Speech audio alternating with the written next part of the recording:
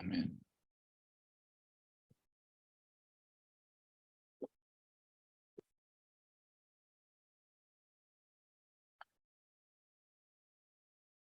all right. I don't know if we're live yet or not, but I'm not. We're going to start here. A couple minutes. It's not 3. It's almost 3, 6 Eastern. Looking forward to it.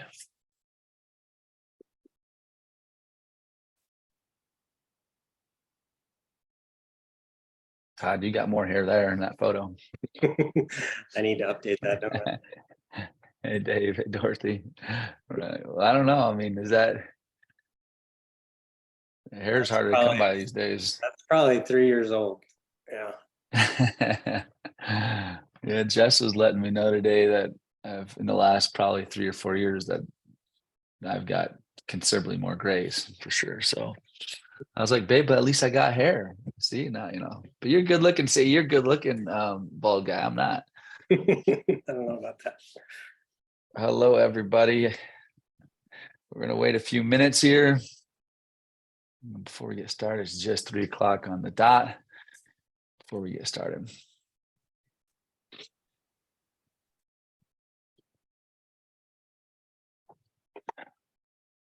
My staff sent me an email, and they said it was a template email that said, I was on there. It said, when doing webinars or podcasts, remember these 5 or 6 things. And the only thing I saw in there was, don't drink alcohol. And I was like, I don't drink alcohol. So why I do, but not on the webinar. And I was like, look, it's like a fit aid. So I want to be clear, it's, you guys, listeners, should be drinking. So, well, maybe you shouldn't be drinking. It's not that red Solo cup's fooling everyone. I've always had red Solo cups, even before I was drinking. And then I realized years later that probably everyone thought I was drinking. I'd go to the gym with a red Solo cup. And now I think probably at 6 a.m., they probably thought I was coming in, some alcohol. Definitely was not the case. All right, we're going to start here in a minute. Welcome, everybody. Hello, everybody. I think you hopefully can hear me. I assume you can. Can you hear me or no? We're talking about our Solo cups. Perfect. All right. Thanks, Todd. We were just talking about baseball for a quick second. So what do you guys think tonight's game? We got Arizona and Philadelphia. What's gonna happen? If you're listening and you care about baseball, I care about baseball. My team's not in there. Cubs are never going to be there. Go Phillies. All right.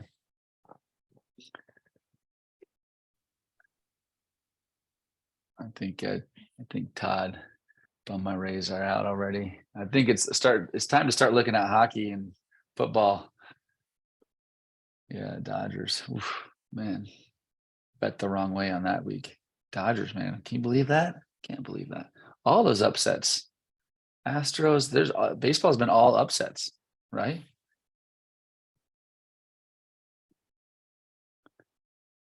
All right. We'll wait another minute or two. Thanks for checking in here. We'll wait for another couple minutes before we get started. 1 or 2 more minutes.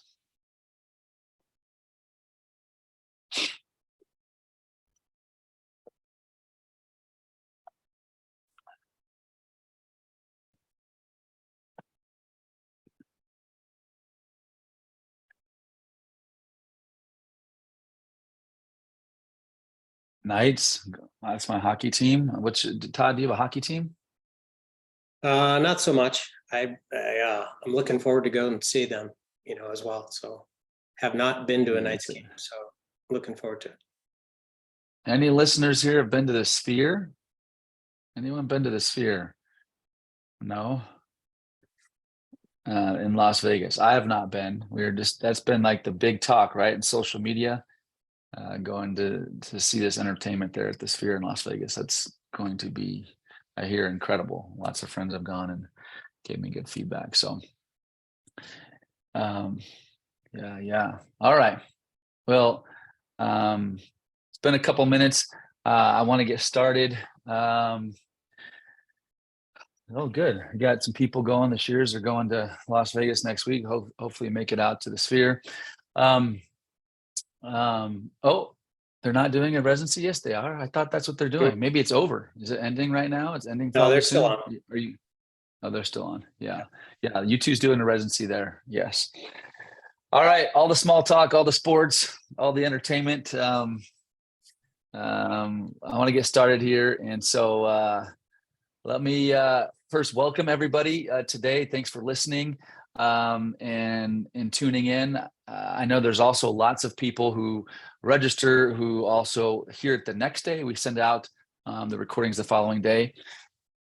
I'm really excited today to have Todd on here today. Todd is kind of been I don't know if this will come out the right way, but you've been kind of a sleeper to me. I first met you and you were kind of just quiet and unassuming. I didn't know what you were really up to, and I remember we were flying over to Florida and we talked a little bit and this was a couple years, right? A year and a half, 2 years ago, probably, right? Maybe a little over 2 years ago. And I there's just something about those quiet guys that and now that I've known you, you're not as quiet as I thought. But for a little while, you're quiet, and you just seemed like you knew what you were doing every time. And then I started hearing you present on different real estate opportunities, in particular storage units, kind of where I know we're going to get there in a second. But Todd has been consistent, and I think a process in who he is, and built a great business. And fundamentally, he's crushing it in the self-directed space. And so I in particular invited Todd and wanted to see if Todd would do a webinar with me today, because one of the number one questions people ask me after they get their self-directed IRA set up is, well, now what? What do we do? And I know that we've had actually a lot of guests, and I know, Todd, you've listened to some of them talk about different asset classes. But a lot of our guests also talk about an asset class in particular to a specific investment, which I know we'll talk about a little bit today. But Todd, in particular, what intrigued me is you've been self-directing for how long? 20 plus years now. Yeah. So he's been self-directing for 20 plus years. And there's not very many clients. Look, Horizon Trust Company has been around for 14 years. He's been self-directing for longer than our trust company exists. And what intrigued me is that he understands self-directing so very well, loves it, and uses it on a daily basis. And so I wanted to have Todd come on and kind of just share with us a little bit about who he is, what he's doing. In fact, Todd, I think sent us an email about, earlier today and said, hey, I've got a couple slides as well that he might share with us, which is awesome. And so thanks for being prepared, but also saying yes to come on and just letting our Horizon Trust Company family, but also those that might not yet be self-directing. For those of you who are not self-directing yet and don't know what that is, you're in for a treat to hear somebody who is actually taking their retirement account, their qualified funds, and investing it in different asset classes and deferring, not paying taxes on those gains. Now, maybe at some point later, we'll talk about paying taxes, right? When you start taking those out. But today, Todd is here to talk about his background. I'm going to ask him about that here in a second, but also how he's been using his self-directed IRA over the last 20 years. And so I've got lots of questions for you, Todd. Thanks a lot for being with us. And look, please know that we're definitely going to open up to questions. So please listen to kind of Todd, what he's been doing. And as always, I will say that, we're not CPAs, we're not attorneys, we're not doctors, or my friend likes to say, we're also not, there you go. We're not rocket scientists. We're here to share with you what we can and what Todd has done specifically that's worked for Todd. And so I want to put that out there. My hope always out of these is you'll get one kind of little piece of information or nugget that you can apply to your business, to your life, to your retirement account to make it a little bit better. And so, Todd, thanks for coming on. And to get started, Todd, would you mind just telling us a little bit about you first before we go anywhere? Yeah. Thank you so much for that introduction. Really excited to be here today. My background started 2001. Got introduced to the real estate business kind of from a good friend of mine. I came out of another industry that I sold a business and had a very small amount of money in my pocket. And originally got started in real estate through fix and flipping homes. Couple of years of doing that, I first got introduced to my self-directed 401k, and more so as really a tax deduction than anything. I was paying roughly 35-37% to the feds, realizing that if I did my maximum contribution into my 401k, I believe maybe it was mid 40s back in that day, that I could save roughly $18,000 in federal income tax by making contribution to my account. Being in the real estate industry, obviously there's no W-2 match from an employer, there's no retirement plans. And so I thought it was prudent to do this for multiple reasons. The reason that I chose the 401k instead of the Roth right off the bat was because of the restrictions on the amount that could be deposited annually. Although the Roth was going to be tax-free when I took out of it, and when I was at that age, I wasn't going to get the immediate tax benefit for making that deposit. So that's really how I got introduced to self-directing. Didn't have a crystal ball. I didn't have any trusted advisor steering me down a path, telling me what and why I should do what I was going to do. Although I just saw the immediate benefit for that contribution.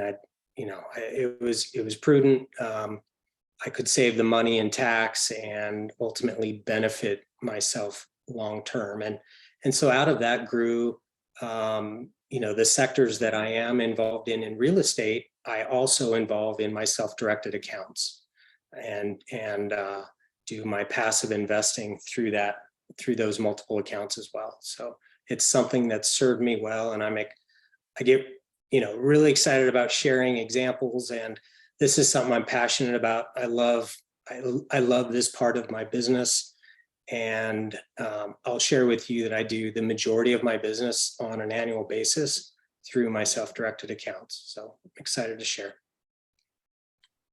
Well, good. Well, thanks. And I know just to preface, usually about half the audience are clients of ours at Horizon Trust, and the other half of the audience are not. And so I probably should take one quick step back and say, and just share first and foremost, if you are one of these individuals that have a retirement account with your maybe financial advisor or brokerage house, an old 401k with a previous employer, or retirement account somewhere else, you do qualify to move a portion of or all of those funds into a self-directed retirement account with a company like ours at Horizon Trust to then unlock your money basically to invest in what you want. And for the most part, there's a few exceptions to that, but that's what Todd's been doing. And he's been, in my opinion, and don't let Todd fool you, because Todd is a humble, successful person who is using the rules that have been approved since the 70s to his benefit. And that's what I love about it is you started on a small scale, and ever since then, obviously much, much larger. And I'll let you share what you want to share. But so that being said, if it's all right, Todd, you want to jump into a couple of things that you wanted to share and share on the screen here with everybody? Of course.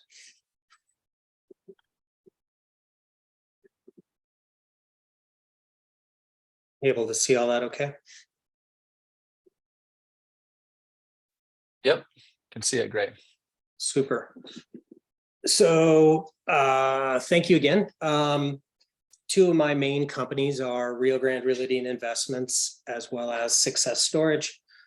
Rio Grande was my first company, came up through the fix and flip business and has grown to include additional holdings, as well as still an active fix and flipper.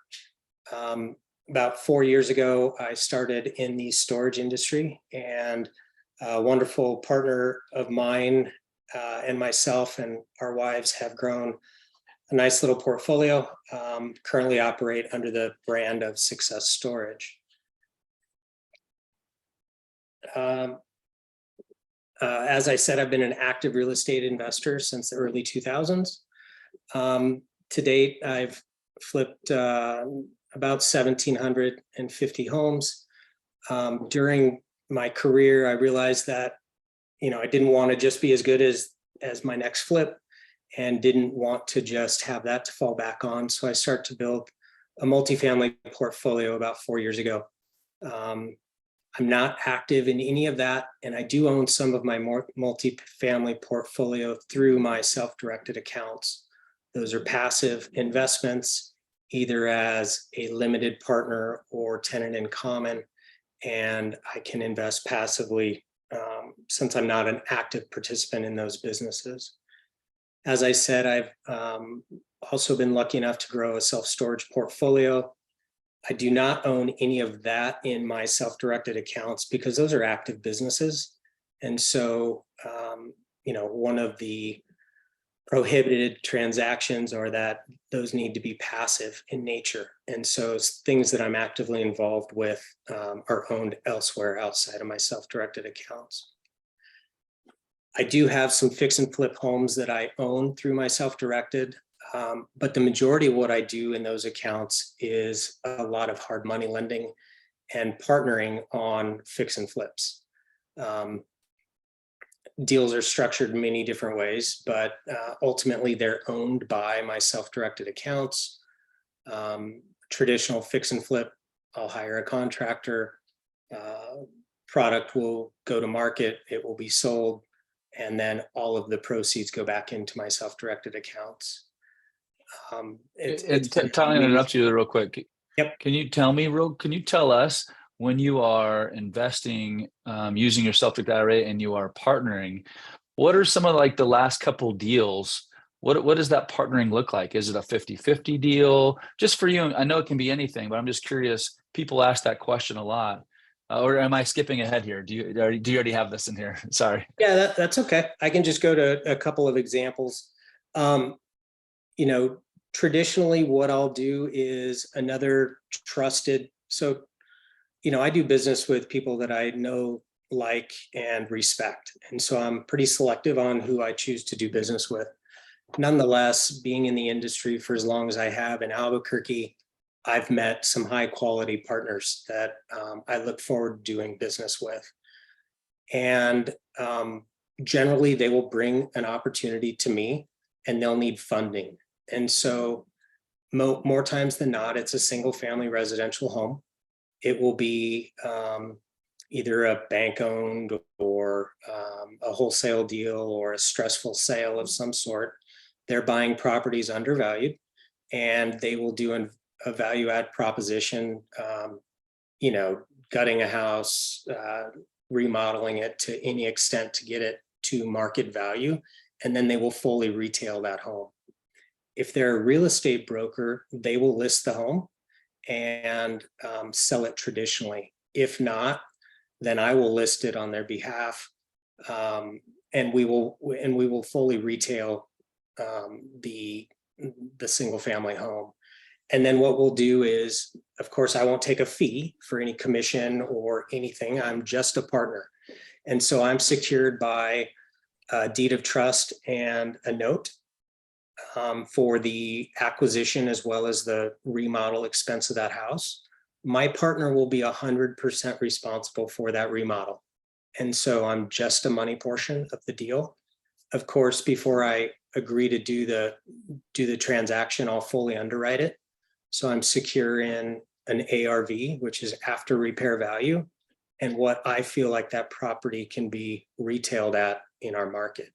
And so then obviously the difference between the two is the yield.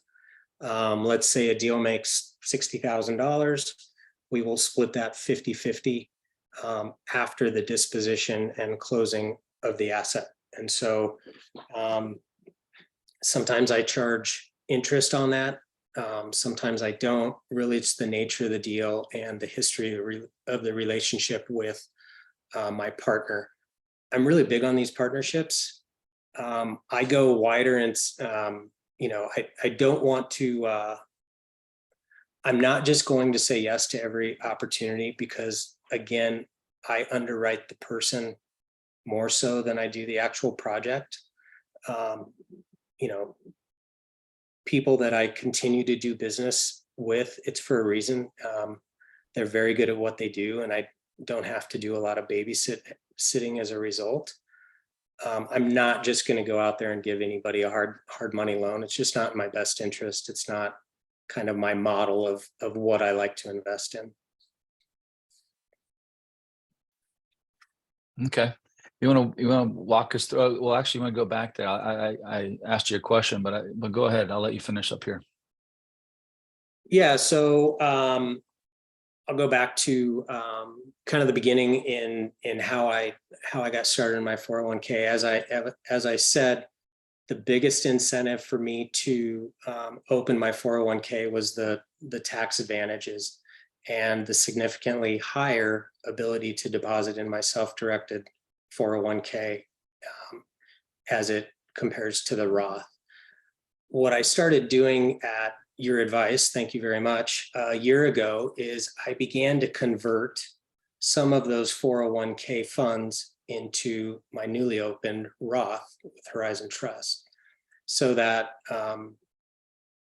when it came time, when I came of age and I'm taking money out of those accounts, instead of being taxable, just like normal ordinary income, now that's going to convert and it's going to be tax-free. Obviously, there's a taxable event in doing so, but my strategy as it intertwines with my self-storage businesses, I take advantage of some creative tax strategies that allow me to accelerate my depreciation on those larger purchases that creates a large loss. And so that essentially I can roll those into my Roth and not have a taxable event. I don't want to get super technical here, but that's the strategy that I've taken on, and it's worked well for the year that I've been doing it. In terms of additional strategies, as I said, I invest with proven operators that I know and like, and that's how I mitigate my risk. I'm not a big stock market guy. I'm not big on crypto or any other industries that I don't know a lot about. I know a fair amount about real estate, tangible asset. Commercial real estate especially has so many advantageous tax strategies that you can take advantage of to offset income as a real estate professional. And that plays a large role in my benefit of rolling that into my Roth. I realized that the more I knew, the more I could learn, the better advice that I would get. I was really minimizing my risk. And so I'm very comfortable today, regardless of market conditions, right? We all watch the news. We all hear about, oh my gosh, interest rates are 7.5%. Real estate's going to slow down. I'm not subscribing to any of that thought whatsoever. And I'm very confident in the market that we're in. And it's actually been an advantage for the assets that I do own in my self-directed accounts, because now I can charge more, right? Now those customers are expected to paying more. And so my rates have gone up as well. I realized that. Yeah, I mean, well, no, I was just gonna add to that. That I agree. I do feel like in today, what I'm seeing with a lot of our investors is when they're lending, like in this scenario that you've shared, when you're lending, you're able to lend on your terms. And so if you're lending at 60, 70, 80, even 90, but let's call it 80% on average of value, it kind of goes back to what we've seen over the last few decades, right? You've got security of that equity of 20 or 30% that's in that project.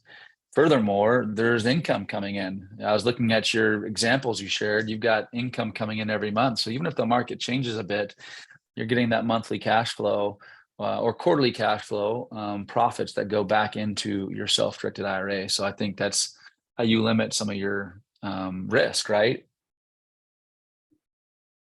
Yeah, most definitely.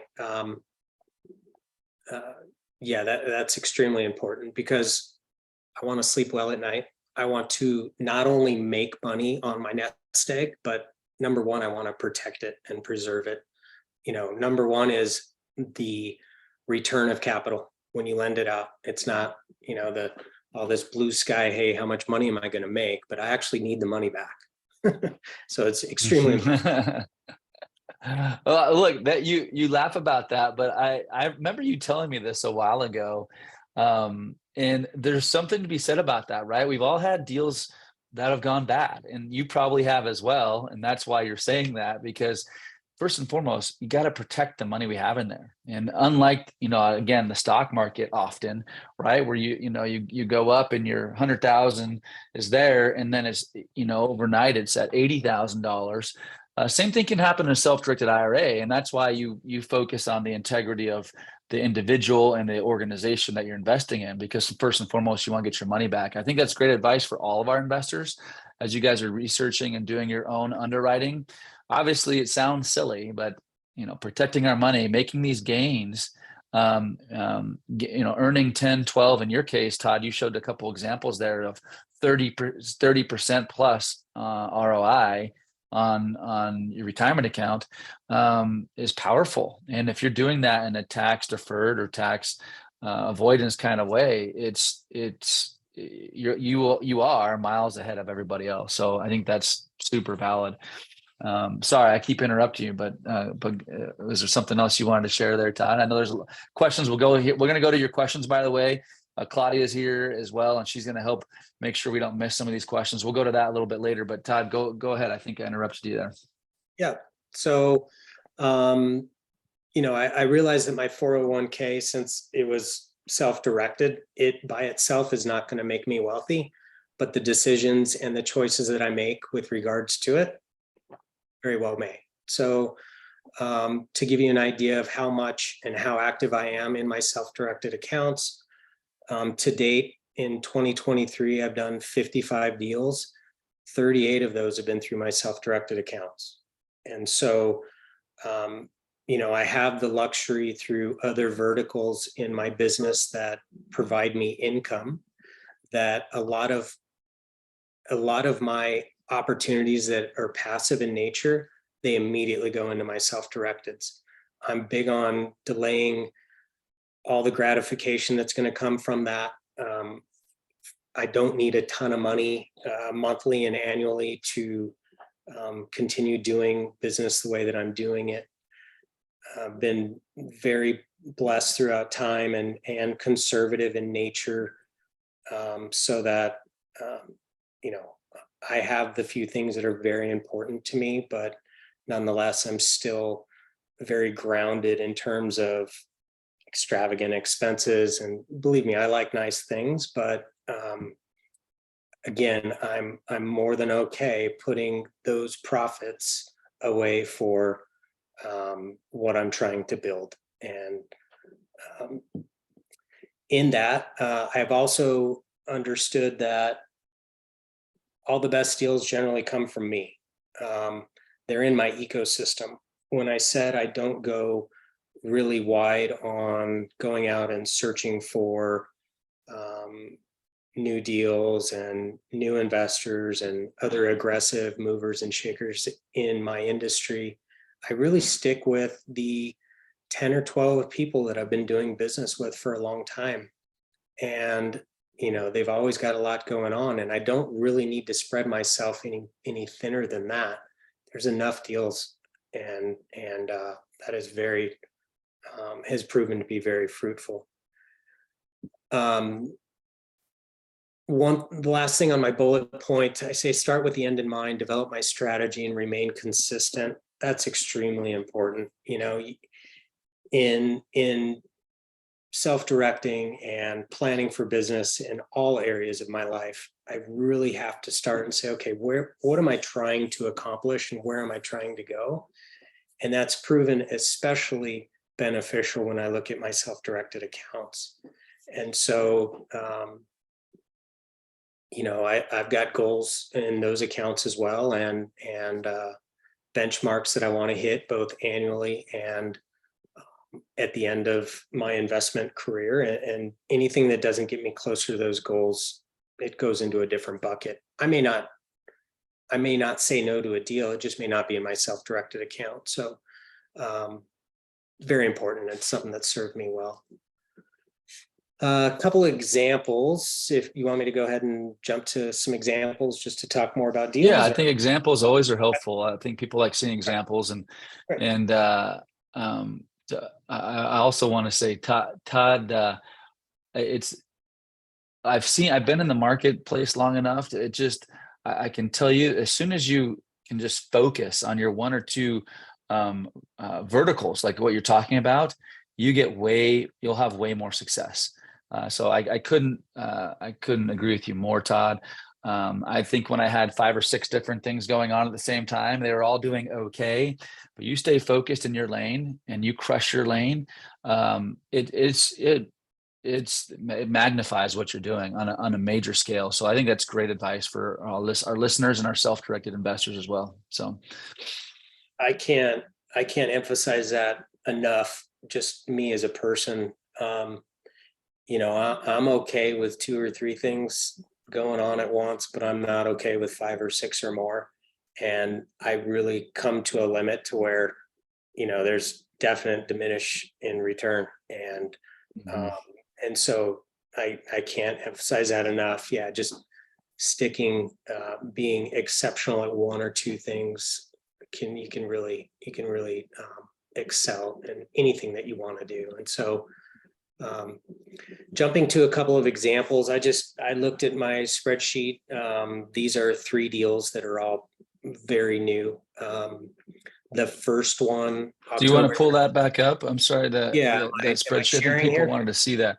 And by the way, I know people have asked questions in the chat. We're going to go to those here shortly. That's fine. I think Claudia is probably catching them. Also, you can put them in the questions and answers box as well. But I think this is what they wanted to see here. So yeah, go ahead, Tom. You got that? Am I sharing here for you? Yep, it's great. Cool. So just a couple of days ago on October 13th, I made a loan to, again, a repeat customer, a friend of mine who has a small business and extremely profitable, but cash strapped, and they're doing a small expansion. And so they needed $100,000. So I lent it out of my self-directed. It's a quick return of capital, so it's payable over the next 4 months to the tune of $30,250.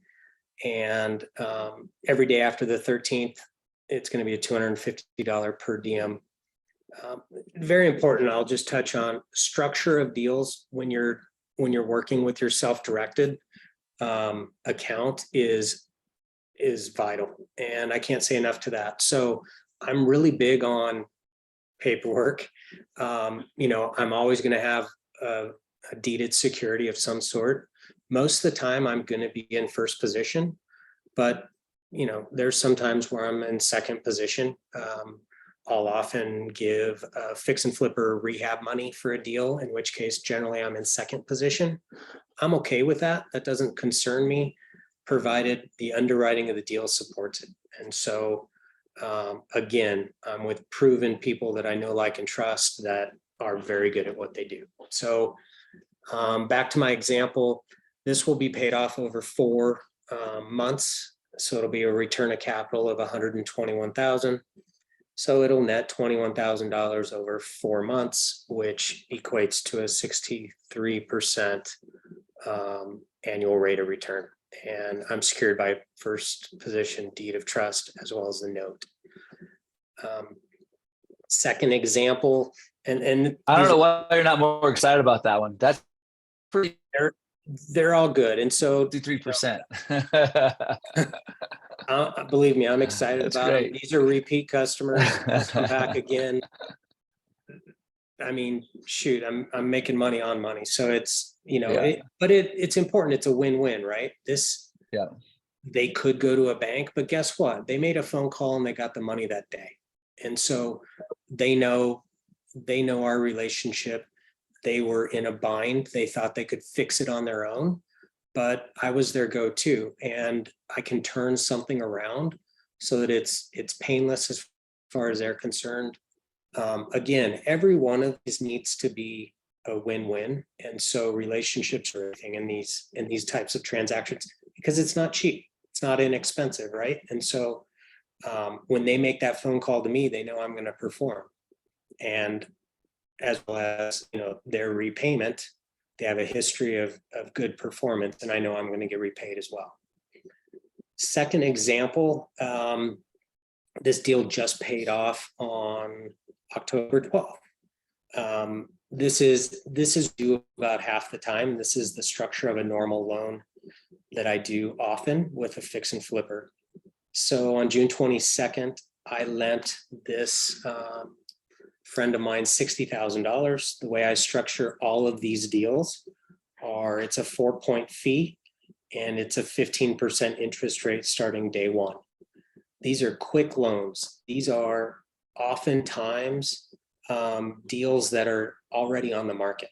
And so a fix and flipper will have bought a house maybe 60 days ago.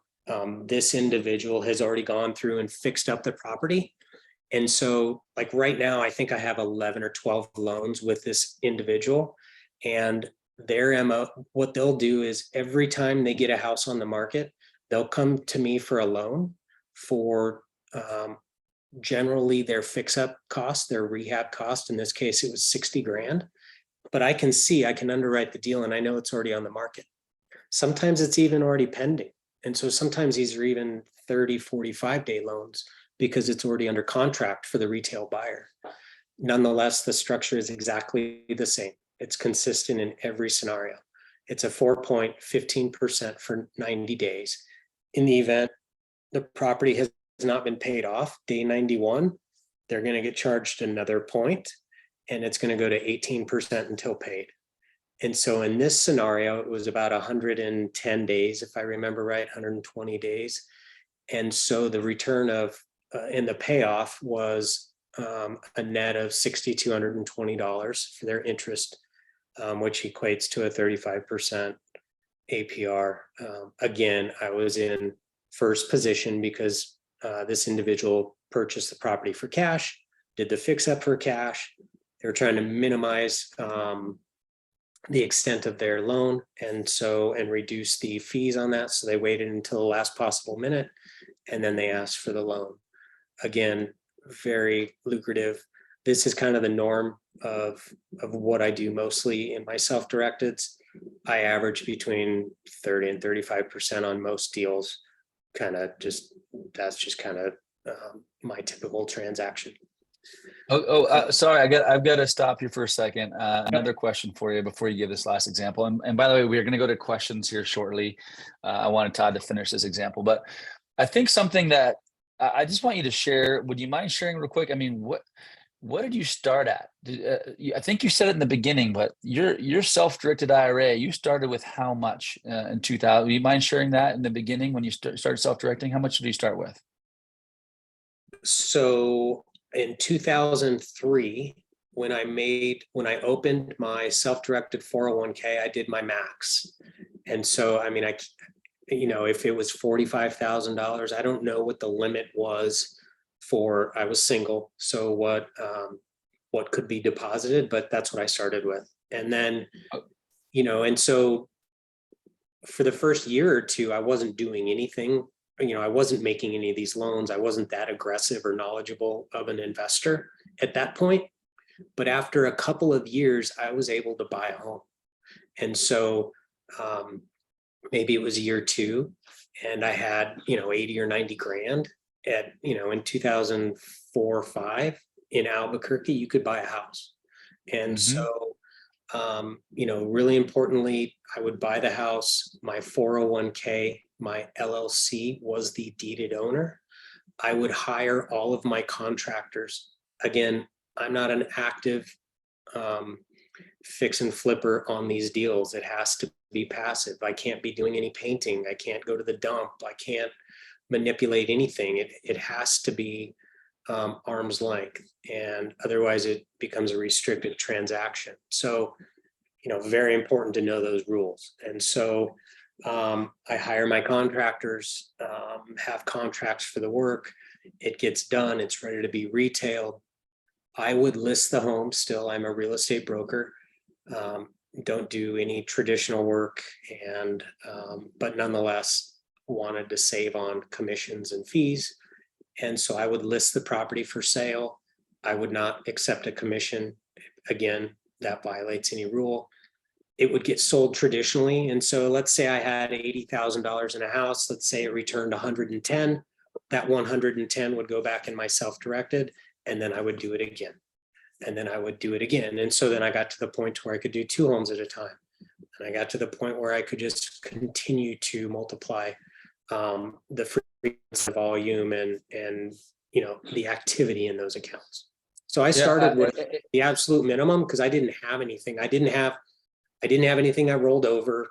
I didn't have a previous W-2 where I had an employer that offered me anything. So I was starting from scratch with 100% of my own money. Okay, so that's what I wanted to focus on, because there are a lot of people listening here that might only have 25,000 or 50,000 or 100, whatever it might be. That's a very important part, and it's so easy to get excited about even some of these big returns, by the way, which I don't make typically these kind of returns in my self-directed IRA. It just comes with routine. I mean, discipline, doing it over and over again. Like Todd just said, if you're in that boat, I mean, Todd, it sounds like you said over 38 deals already year to date in your self-directed. You start with one good deal, then you do a second deal, and you just get better at it, and you learn who to lend to and who pays off in time and things like that. And so I did want to take just a step back to put a little bit of emphasis on that you don't have to be doing 38 deals or even 6 deals in a year. Get your first deal. Most likely your first deal, when you're lending 25, 50 grand on one deal, making 10, 12, 18%, heaven forbid 60%, but let's just say 12 to 15%, you're on your way. And so if you, again, and I'm going to have you share this last example here. If you're one of those individuals that has a self-directed with us, there's so many options. If you don't have one with us, absolutely should set an appointment. I know Claudia has put up the link. Alex has put up the link where you can set an appointment for us to talk about your retirement account. If you ever wanted to learn about how you or your spouse can self-direct and invest in deals like this, and get these higher rate of returns, or at least invest in things you want, set an appointment. We'll show you how to do that, and get your account set up. So anyways, before we go to questions, you want to go over this last example here, Todd? And then I know there's lots of questions, so I want to get into that next. Yeah, sure. So, and these are like amazing returns, and I'm not going to, underplay that, but, these are just 3 recent examples that I just pulled out that are all just the newest stuff that I have activity on. So these are not normal. I wish all of my deals were this good, but the ones as of late have been more profitable, again, because rates have gone up. And so when I negotiate these deals, again, these deals are all individually negotiated and agreed upon. And so as the environment changes and you're in a position to utilize your self-directeds, deals just get better. Going on to my 3rd example, a friend of mine who's a home builder here in town, he may build 50 kind of semi custom, not high custom construction, but semi-custom construction, $500,000 range. Anyways, he came to me in April of 2022, so about a year and a half, and said, "Hey, Todd, will you buy these 7 lots for me? And in exchange, we'll do a purchase agreement on those 7, and I'll agree to buy them back at a greater number." So I paid $146,000 for these 7 lots, roughly $21,000 each. And then he immediately went under contract that he would purchase these from me over the next 12 months for $35K each. These are going to be kind of $450,000, $500,000 home sites. But his agreement was that he was going to close out those 7 sales on or before April 7th. Again, structure being very important. If he didn't close each of those out, then interest would begin to tick on the 35 grand. again at the greater number. In addition to that, he was going to pay all cost of sale. And so it was a great deal for me, and something that the builder is willing to do to free up his cash flow. And so he finally closed out the final 3 lots on September 22nd, so about 3 weeks ago. And the realized net profit of that transaction was just over $106,000. And so again, a very handsome ROI that took about 17 months. That's longer than my normal deal, but again, a very lucrative investment. You know, I think it's important to realize we all have people in our ecosystem that we can be of service to. And so, you know, just letting people know that you're an active investor in your self-directed accounts, opportunities will come to you. And again, it doesn't take a lot of good deals to really make a difference and move the needle. Well, and frankly, as I look at these numbers, and I think hopefully you guys are all seeing this too, is you could move your money over with us to Horizon Trust and sit for 3 months and do nothing, literally nothing, waiting for the right deal in person or an entity, and then lend for 4, 5, 6 months and get this nice return and sit and hold again. So you don't have to always have it deployed. Waiting for the right deal is great. And so anyway, so that being said, I want to be aware of everyone's time here. So Claudia, are you on here? I'd like to invite you to come on. Claudia is part of our team at Horizon. She and her team help set up and get people's accounts set up, answer questions about how to use their self-directed IRA. She's been with our company, working with our company for a very long time, prior to working actually for Horizon Trust. And anyways, welcome, Claudia. Thanks for joining us. And is there anything that we missed that you want to share before you kind of chime in with some of the questions we've been getting that Todd and I can hopefully answer? I think you're on mute. Maybe not. Can't hear you.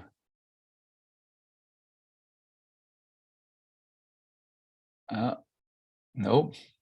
Do you hear Todd? I do not. Okay. All right. Well, maybe we're not going to hear from Claudia today. Claudia, you there? Hello? Still nothing. All right. Well, then I'm going to have to go to questions to you. Get your mic on here, Claudia. So I'm going to, Claudia, when you keep trying, and then when you come in, we'd rather hear from you, frankly, probably than me or Todd. So try to get on here. I'm going to start answering some of these questions. Todd, you and I want to tackle some of these questions that have come in here. And a reminder: set an appointment if you want to learn more about how to use your IRA, or if your IRA qualifies to be self-directed and how much you can contribute. So. It says here, and Todd, I'm going to have you help me here. It says, are there IRS restrictions on single member real estate investment LLCs that rent to their owners? That came in. Now, does that make sense? IRS restrictions on their single owners. So real estate investment LLCs that rent to their owners. Go ahead.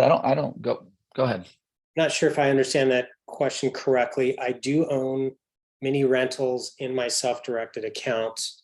Again, those have to be passive. And so I cannot manage. I can't replace garbage disposal. I can't go trim a tree. I need to pay somebody else to do that. They need to be 100% passive investments. And so if I rent to an owner, I mean, I can rent to a customer, a tenant, but I'm not sure I'm understanding the question. I don't know. I'm sorry, Anonymous. I'm not sure if I totally understand the question either.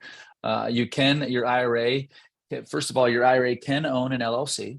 So that can happen. And that LLC can rent that property out to whoever it wants, except for direct family members, meaning like a father or a child. You can't do that. That would be a restriction. You could to a brother, actually. There's weird rules that you can to certain family members. We can explain that to you. So what's the minimum amount to open a solo 401k? Minimum You can open up with really any dollar amount. I'd say the average minimum that people with our company will do is $5,000 or $10,000. But again, with a quick phone call, Gerard, we can explain and let you know most likely how much money you can contribute to a solo 401k. Just like Todd explained back 20 so years ago, the minimums were around 45,000. Now they're closer to 65,000. And before the next question, Claudia, are you on now or no?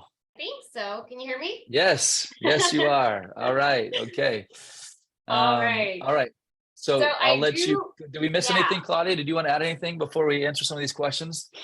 No, I do want to add that there's a lot of people saying that they want to have those kind of returns. So there's people here that have money that want to lend. They want to learn about how does it work when they want to lend, and then they want to see how you got so successful, Todd. So that was really good. Everybody's really excited to hear from you.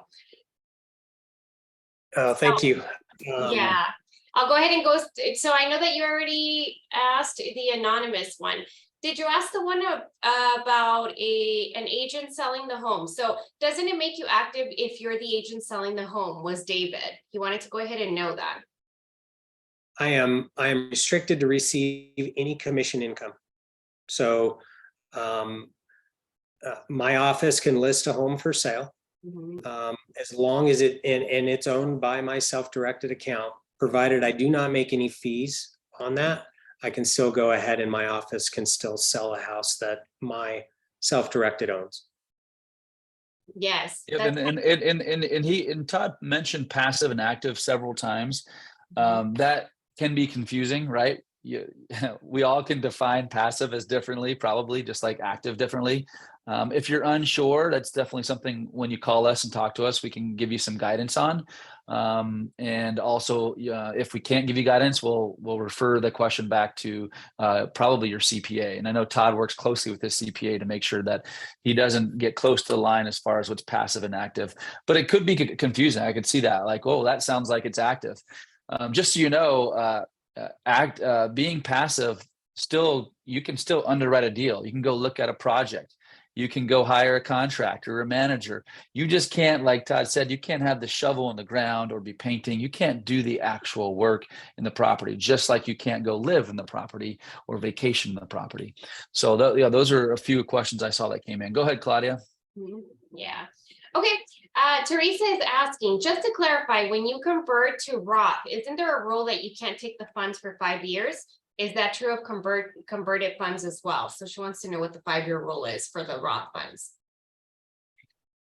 Yeah, that's Greg's question.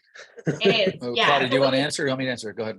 I can answer it. So when you open a Roth account, you do have a 5-year penalty rule. So you can't take it out for 5 years from the day that the Roth account was established and without a 10% penalty. After the 5 years, then you can take it tax-free, penalty-free. So that's the answer to that one. Thank you. And one thing I'll add, I saw a question early on. There was someone asked about conversions, I think, of their 401k, like Todd talked about converting. He recently converted. You can convert all or a portion thereof. You get to choose. And you can also do it in segments. Like I think Todd explained, he's being very aware of his tax situation. So when he has some good tax write-offs, that's when he'll convert maybe larger chunks. Correct me if I'm wrong, Todd. And so you can convert a portion every year into your Roth bucket, which makes complete sense. We have a lot of people doing that. And so you do not have to convert all of it. And also you can pay that amount from your retirement account. You don't have to physically write out the check. So let's say you have a $100,000 account and you want to convert all of it, that amount can be paid out of those funds. And so then you might have a net of whatever, $70,000 or $80,000. So yeah. Yep. Yeah, I'll add that it is a very strategic decision to do the conversion, right? I mean, it's a lot of tax planning going ahead because you're really looking down the road, because the last thing you want to do when you're converting is to the last thing you want to do is to jump up a tax bracket ever. And you're in a great position if you've got enough deductions to where your income is fully the depreciation that you're afforded through other commercial investments is greater than the income that you're going to show as your AGI, then say that's $100,000, you can essentially convert 100 grand and not have a dollar of tax paid, because it's a 1099-R, which is a rollover. Again, I don't want to get so technical, but it's, you file it on your tax return, and it just goes all the way down to your adjusted gross income. And then if there's an income to be paid tax on it, then you would have to pay it. So very, very strategic when you're doing that rollover. Yeah. Julie is asking how long you've been a client of Horizon, Todd. 12 months now. So I opened my Horizon account September of 2022 and immediately did my first conversion into my Roth, and actively growing that as fast as possible. So I do, my goal in all of my self-directed, I have 2 self-directed accounts, but my goal always in each of those is to not have any cash in them. I'm an extremely active investor. And so if I have any cash in it, I'm going to do my next deal in there. And so that's really how, provided it checks all the other boxes as an underwriting, as I underwrite the deal and I like the deal, I'm going to go into my self-directeds if at all possible. Very nice. I have somebody asking, how do you become a lender using your SDIRA? So this is something that you guys went over, but what is the process? Do you want to go over that, Greg, or do you want me to go over that? Go ahead. It's nice hearing from you. Go ahead. Yeah, so all you have to do is set up your SDIRA, obviously, with us. And a hard money lender, you would do a promissory note. So you would pick a person or an entity that you wanted to go ahead and lend to. The borrower will be the person that you're lending to. The lender will be Horizon Trust FBO, your account and account type. And then you would do an internal direction of investment form. That is just something that it takes 2 to 3 business days. We'll go ahead and send it to processing, review it, and then we'll go ahead and deploy the funds to wherever you're doing that hard money lending to. So it's super simple as long as the titling is correct. Yeah, and typically, by the way, you work also on add to that, thanks to Claudia, is working with the title company. So I like to have, you don't have to, but I like to make sure that the title is clean, and I like to secure my IRA as a lien on the property in a first or second position. So I think when lending, besides the promissory note that outlines the terms and who you're lending to, you also can have the collateral documentation that I think that protects you. And I know that Todd has talked about as well. So I definitely recommend that as well. Just like you do on any other deal, really any deal that you lend on, you want to make sure all the documentation's correct. You want to typically use a title company. Don't always, but typically. And the biggest difference is what Claudia said. Instead of it being in your name, it's in your IRA name. So, all right. And then in Next addition, question. if you don't mind, just one point, Yeah, go in ahead. addition to that, I go one step further, and I also execute a MOU, a memorandum of understanding. And it really just outlines in detail everyone's responsibility in a transaction. That's hugely important when you're in a fix and flip type transaction. If you're giving somebody $200,000 to go and close on a house and 50 grand to rehab, you need a clear outline, detailed explanation of what the plan is that everyone agrees to, because 30, 45 days down the road, people sometimes get fuzzy, and it's nice to have an additional document to go back to say, okay, what was everyone's responsibility in this transaction? And so again, I like to do more paperwork than not on the front end, knowing that I'll never have to do any more. And so I, again, another further way to mitigate risk is just to make sure everyone's on the same page from the beginning, middle, all the way through the transaction. Crystal clear. It's always good to be on the same page in the beginning. It's the easiest time to do it. Yeah. David is asking, are those percentages annualized for Todd's first example? They're annualized. I think it's just an easier barrier for me to digest. And so they're all annualized. Yeah. So for example, if I get paid back $6,000 in 120 days, I would multiply that by 3 to make an annual return, and it's just condensed time frame. So yeah, that's how because it's the same return, it's just a shorter period of time. Mm-hmm. Perfect. I'm having a couple people ask if you could share your email if they have any questions for you, Todd. Maybe is Alex on here? Or yeah, go Yes. ahead. Oh, there you go. You can put that slide up there too. But I think Alex, you can put it in the chat box too for everyone. There you go. In addition to that, if anybody can reach out to me, I'm happy to help provide, documents. Again, I'm not an attorney or an accountant or anything other than an active real estate investor, but nonetheless, I'm happy to share pro formas, notes, deeds of trusts, memorandum of understandings in Word documents so that you can manipulate those to your own situation and just have something else to refer back to. So if any of that is helpful for anyone on here, just reach out to me and share your info, and I'm happy to provide. And I want to just echo that all of our guests and especially today, this is Todd on Todd's time. He's not getting paid for this. He's not looking for money or deals or anything like that. He's truly wanting to give of his information, his education, his experience of what's worked. We could probably go on and on. But I thank you for Todd for being on here. Let's answer a few more questions. In fact, there's one or two here, Claudia, that I see. I want to tackle kind of quick. Can I use my self-triggered for the down payment and renovation costs for fix and flip? With me taking out a loan for the rest, you can.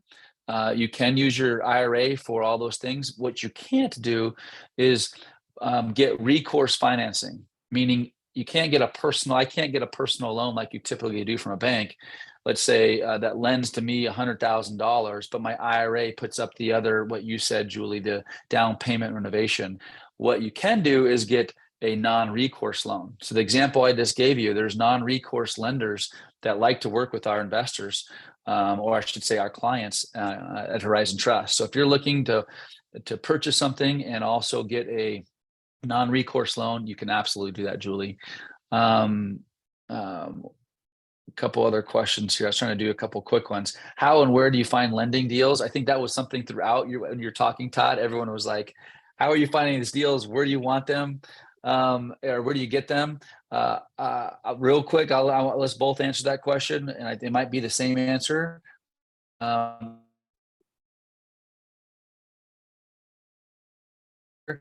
There's so many different resources and communities and social media communities are, these real estate get-togethers, being out there, listening to things like this, the more you engage and educate yourself, you're just going to start running into it. And all of a sudden you're going to have a bigger problem. Actually, the bigger problem is what deal to do. In the beginning, you might be like, I don't know, I don't have any deals. All of a sudden you start putting yourself out there, listening, informing yourself. Then all of a sudden you're going to have so many deals to look at, you get to pick and choose and wait for the right one. But Todd, go ahead. Were you share anything else as well to someone who's saying, how do you find these lending deals? Yeah, I'll second that. Going to your local REI meetup, go down to the courthouse steps. I've done many foreclosure deals. Those people down there on the courthouse steps, they're the buyers. They don't always have the cash. I mean, people aren't walking around with millions of dollars in their pocket. They're looking for hard money loans to run their business. It happens all the time. Again, you don't need a lot of these clients to really make a difference in your self-directed. And again, you're doing business with people that you know and trust. And so you really need to underwrite the person. And once you get past that, they have a good reputation, they're not going anywhere. They're proven success. You could try a deal, just do a deal. Like I'm big on, you just do it and you figure it out. Now your paperwork needs to be tight on the front end. And again, I'm happy to help and assist in structure. And, once you do one, you can do 1,000. I mean, they're all the same. For sure. They're all very similar. A couple quick last questions I want to get here because I want to be respectful of your time and also others are listening on here. Don't lend the whole enchilada. Thanks, Julia. I agree. Olivia, this is a good one. I think just if you've got questions in particular, Todd's giving you his email. You have my email. It's been up on here. We didn't get to go to everybody's question.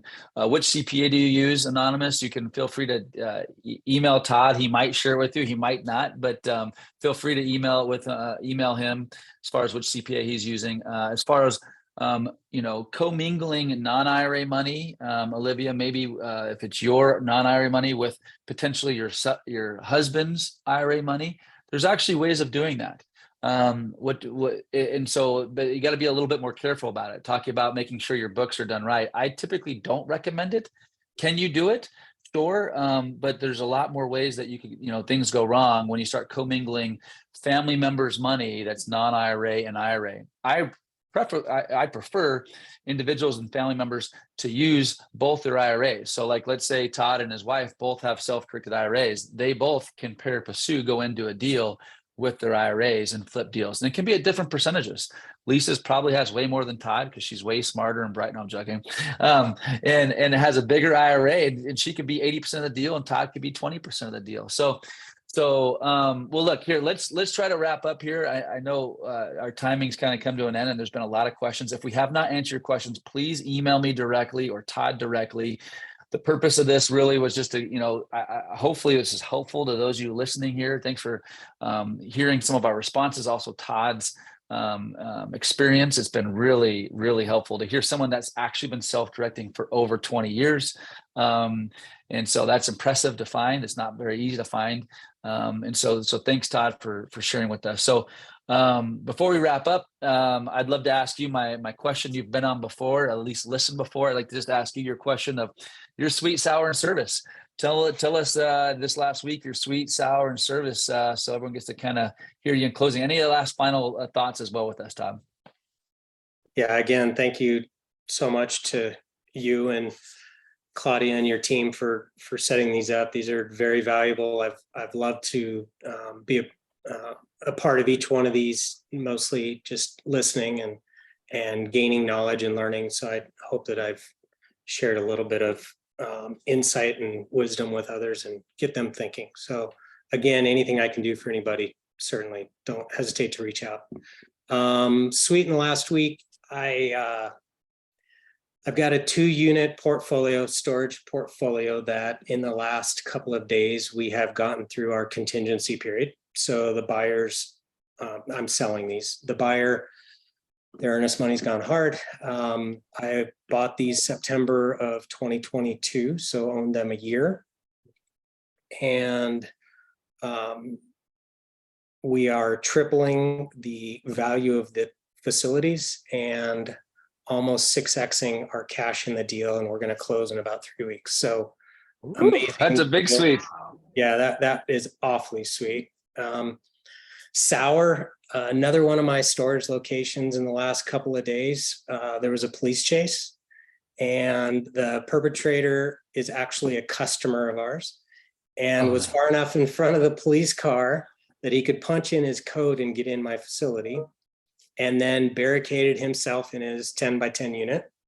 And our wonderful police force, instead of getting a lock, a bolt cutter or a grinder or something like that, decided to start opening up garage doors like cans of soup.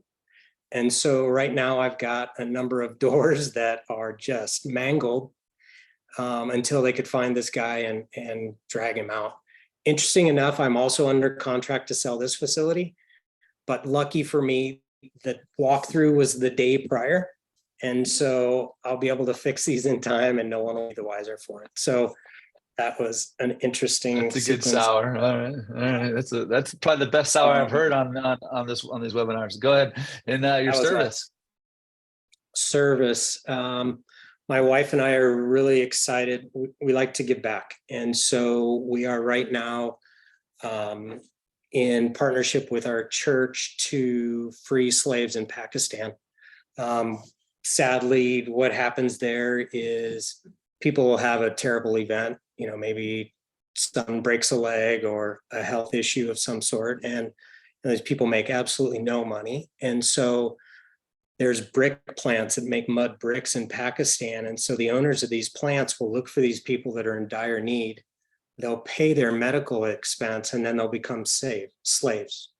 And so, we're meeting people that are slaves for 20 and 30 years, and their families are indentured servants to repay this debt that can never be repaid. And so we're paying off people's slavery bills for, $600-800. and they've been slaves for 20 and 30 years. And then piggybacking on that, then what we're doing is we're buying rickshaws, we're buying stands at the local bazaars and markets. And so that, the hope is that this doesn't repeat itself, and that now they'll have a leg up, an opportunity that wouldn't otherwise be afforded to them, so that, the whole cycle doesn't repeat itself for generations to come. So we're really proud and excited to do that. So. And thank you for sharing that. That's incredible. I'm so glad that I know you, and I'm so glad you're a client of ours, and you're just really nice to hear good people doing great things, great people doing great things. Todd, you're definitely one of those. Thanks for sharing with us today, giving of your time, and we appreciate you. And by the way, just once again, it's the simple little things, and it starts with just your first investment. Todd is obviously on the top of his game. Maybe even, I know he's doing even bigger and better, but you too can be there. And so start with doing your first deal. If you haven't self-directed, it's time to self-direct. Set an appointment, learn how to use your retirement money to start investing and changing lives and changing your life, frankly. And if you have an account with us, start being more active. Keep educating yourselves. Hopefully these webinars have been helpful to you. And thank you so much, guys, for listening, and look forward to hearing and hearing some of your questions and things here to come. So thanks, Todd. Thanks a lot for being here. Thanks, guys.